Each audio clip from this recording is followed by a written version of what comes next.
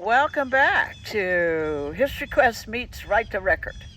And today I'm so excited because we have three dynamic ladies with us today. I'm going to introduce them and then I'll tell you why they're so dynamic and what they're doing. So, to my left is Mary Freeman, Lois Goodall, and Judy Peterson. Now, let me just tell you a little bit about today's topic. These ladies, plus one who's not with us today, and that would be Charlotte Cole, she is out of town. They are the core organizers and event planners for our live celebration of Juneteenth, which is going to be on Sunday, June 19th. Right here where we are, only this space, you're looking at it with nothing but dirt and grass, and it is going to be transformed into something that you are definitely going to want to see. Plus there's going to be 3 interpretive panels telling the history of this area. So without further ado, what I'm going to ask these ladies to talk to you about is their involvement in the community, their involvement in the organization, the Orange County African American Historical Society, and what they are doing for the event, and they're going to tell you why they think you should come. So let's start with Mary Freeman. Hello everybody. My name is Mary Freeman, Mary Turl Freeman. My involvement in this community is I was born into this community. My family goes back to slavery in Orange County. And as such, I'm a retired educator from this county, as has been many of my aunts and uncles and sisters and brothers. Juneteenth is important. It is so ironic that we're here today sitting by the railroad track because most businesses were situated not only in Orange, but across the country. Businesses were situated across the railroad track. So it's vital that we tell the story of Juneteenth and why it's a celebration of a late enlightenment. And I'm just excited and thrilled to be here. I joined the African American Historical Society about a year ago. It's a very active board and it's a very important organization within our country. And I just look forward to everyone being here with us to celebrate. Mary, let me ask you something that just clarification of what you said. You said it's not uncommon to have businesses on the railroad track, but are any businesses? Black businesses. Okay, I thought that's what you meant. But I wasn't sure everybody was going to catch that. As well as some of my family businesses were across the street. Oh, is that right? Yes. The Terrell family. Terrell family, yeah. Right here in the yellow house on the corner. My Uncle George and Uncle Jim ran a barbershop. I didn't know that was your family. How exciting! My grandfather's brothers. Okay. So all 3 of them were entrepreneurs. Wow. Okay, well, we're going to come back to you, talk a little bit more about Juneteenth in a minute. So, Lois? Yes. Your turn. Okay, yes, folks, this is exactly why our meetings are a lot of fun. Go ahead, Lois. Greetings, everyone. I am so happy to be here. My introduction to Orange County was when I worked with the health department through a CETA program in providing welfare recipients with a means of employment so that they could get off of that role. And we worked also at that time that I was doing it. Governor Robb was the governor at the time, and he also endorsed the endeavors of us. We created training to train nurses assistants, and then we went a step further to work with the insurance companies in providing them with employment, because the insurance company had patients that were able to stay at home and needed to stay home, but they needed care. Right. So what we did was we trained up certified nursing assistants, and we then employed them through an organization that we call Tender Loving Care, TLC. And cute. It was very, very effective. The welfare roll went down tremendously. And I have been working, when Zan called me to work with the organization, I was very excited because I was just babysitting and I wanted something else to do. And she provided me that avenue. And here I am. I'm working with a dynamic organization who is in the process of writing the record. They are also in the process of revealing to John Q. Public all the ancestorship of the African Americans. And I think that's just glorious. Well, certainly your work in the health department really gave you a lot of exposure within the community. Yes, it did. And networking within the community. I mean, Mary was networking through being a teacher in the school system, as well as your own family, personal history. Yes. And at some point, we may or may not get back to Lois about her other half and his incredible story of his ancestors. We may say that for another day. Lois, I want to know more about that. Well, you will. So I know that Lois is going to have more to talk about Juneteenth, but let's hear Judy's story. Oh, it's a long one. My family and I moved here in 1972, and I had a teaching job at Unionville and Lightfoot Elementary School, so another teacher. And I taught with some of Mary's relatives at Lightfoot.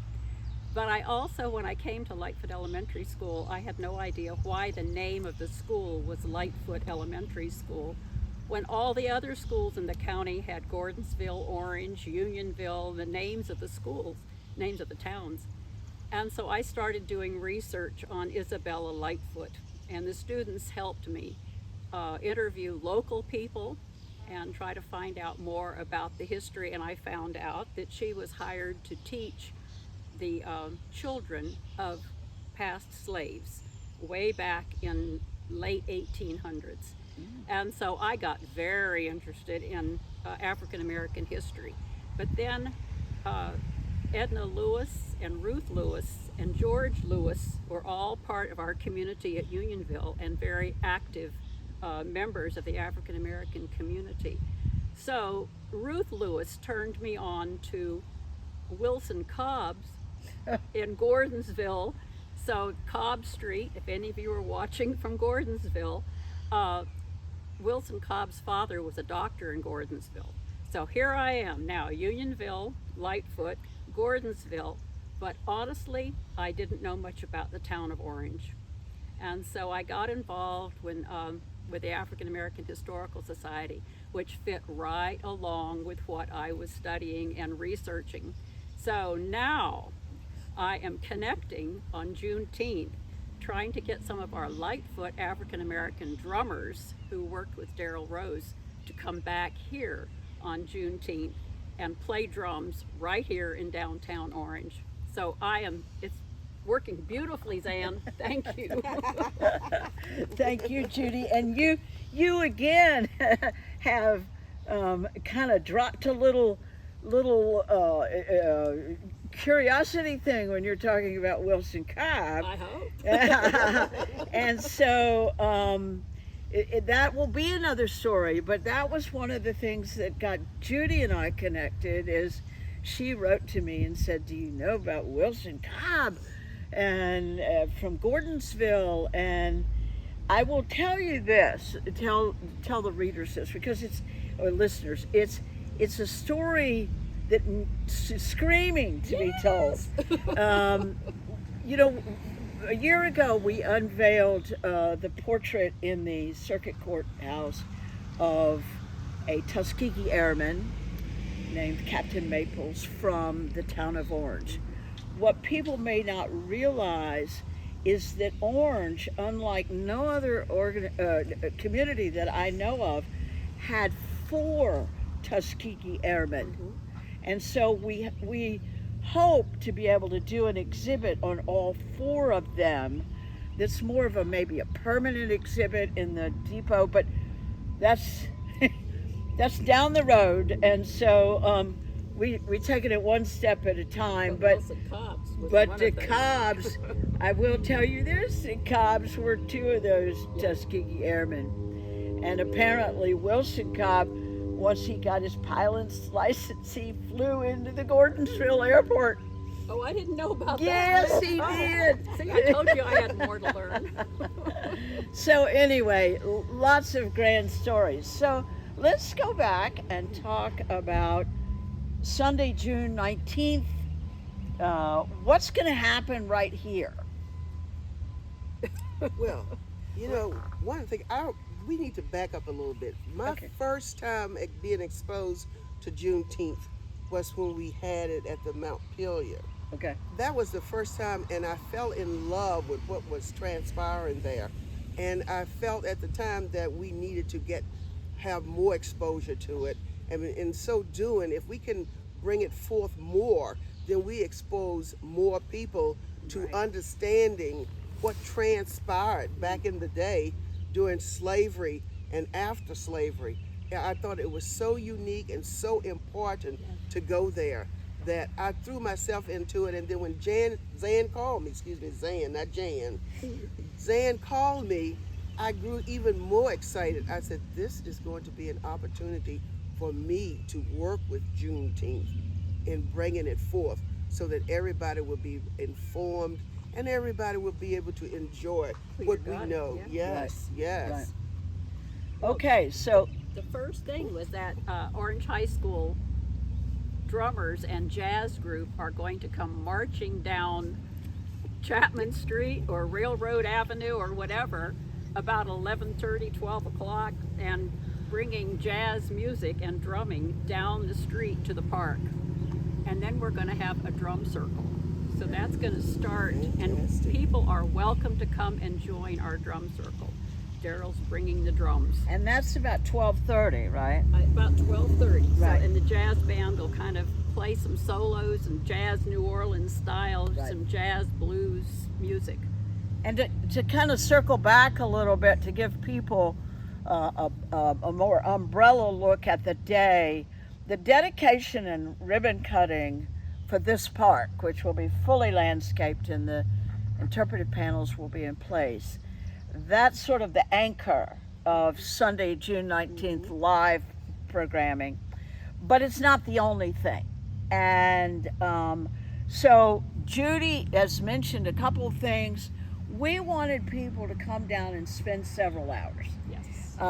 And nothing makes people feel better, I think, than music. And so we have set out to try and bring in some wonderful musicians.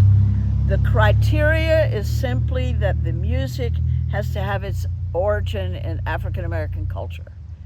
And you know, when you think That's about easy. it, Yeah. Music. what is that? Jazz, blues, Majority. gospel, Yeah. rock and roll, A Absolutely. little bit of everything. a little bit of everything. So Mary, you helped us Calypso. to secure a group that's going to provide some music. Can you tell us about that? Shady Grove Baptist Church is probably one of the biggest black churches in this area. Is going to provide some singing from either their men's choir or women's choir or a combination of both. So Excellent. Pastor Moore will be accompanying them on piano as well. So, and they're going to probably sing for about a half an hour or more. So they'll be part of the musical presentation. Right. And they're going to kind of close out the dedication The original, ceremony. yeah, the That's right. ceremony. Okay. So you've been talking about decorations and giveaways. So, Miss Lois, what are you telling us is going to Well, happen? this is what's going to happen. I'm in charge of helping to decorate the park. We want it to be very festive, and I have some ideas. I'm not going to share all of them. I would rather that you see it than I talk about it. You gotta So, come to it. You Yeah. gotta come to see what I'm gonna do. I'm bragging that I'm gonna do an excellent job with my crew. So you're gonna have to come to see and let me know. Yes, Lois, you did. Or Lois, no, you didn't. But I'm still excited about it. And Hallelujah. every time I come past, I'm going like, okay, where is the landscape? Let's get it on so Yeah. we can get busy in doing the decoration. We three amigos, as I call us, will be doing a lot of the work, and we'll encourage others to come along. We're going to relieve Zan of that task because she has so many other important things to do. So we're excited about it. The three of us are excited about it. But can I mention also that we just recently walked the town of Orange to share with everybody and encourage everybody and ask them if they would support us by putting a flyer in their windows. And we met with excitement about doing that because they too want to be a part of Juneteenth. And that was very exciting for me to run into people that were just as excited as we are about providing this Juneteenth event. Well, and I do think this gets to the whole idea of partnerships Yes. and sharing information as a community, because these histories that have been gone untold are part of all of our history. And so we have been met with, we are doing fundraising, so anybody out there who'd like to make a donation to this effort, please contact one of us. But and so far we're doing very well with our fundraising, and but also we have agencies, the tourism department, the Main Street program, the Arts Center, the museum. They're not necessarily agencies, but they want to be part of this. So there's some shop owners that will be open on Sunday. There are people who provide food who will be open. So it's worthwhile to come down, spend several hours. We will be producing a very attractive printed program that will showcase what we're doing. It will showcase our sponsors. It will also have a map of the pretty much the historic district, and it will have located on that map where you could get something to eat, or where the museum is, or where certain of the musical venues are going to be. We will have music in Taylor Park. We will have a stage here in this park, and there will be music there. I will throw out one other thing that we're all part of, because we're so excited about people really enjoying this day. Yes. And so one of the things we wanted to do was provide something that was kind of fun for families or individuals. So we were putting together a scavenger hunt. And everybody will get a sheet of paper that wants to do this. It'll have maybe 10 or 12 different little photographs on it. And they may find those items, learn about them. They have to figure out what they are and where they're located. And they may do that by walking the map. They may do that by looking at our interpretive panels. They may do that by visiting the Arts Center or the museum. And maybe, we might hide something like an Easter egg. Absolutely. Who knows? So I have to tell you, and I'm maybe a little more animated than I was in another video, but these ladies, there is nothing like working with a team that's fully committed. Not afraid to say, nope, don't like that idea. How about this idea? Hey there, Lois. We got it. We got it. And Charlotte Cole joins in this spirit as well. So it has been a real joy to work with these folks. And I think anybody who comes down to this event on Sunday, the 19th of June, is going to see the results of the work that they have done. One other thing I was going to mention, the street's going to be closed. Yes. Right?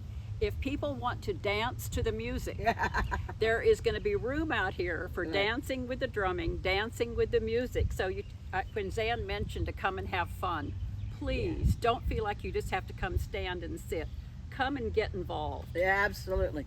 Thank you, Judy, for that, because one of the things that this musical venue is designed after is what you find when you walk the streets of New Orleans. Yes. And you will find, I was down there about a month ago, and I was walking through a particular district, and I came upon this 10-piece jazz band. Oh, wow. Just right out of the street. Right. People had their lawn chairs. People were dancing. I did a video. And so, yes, absolutely. The Church Street will be closed. Short Street will be closed. I'm not sure about Chapman, but probably Chapman. So, come.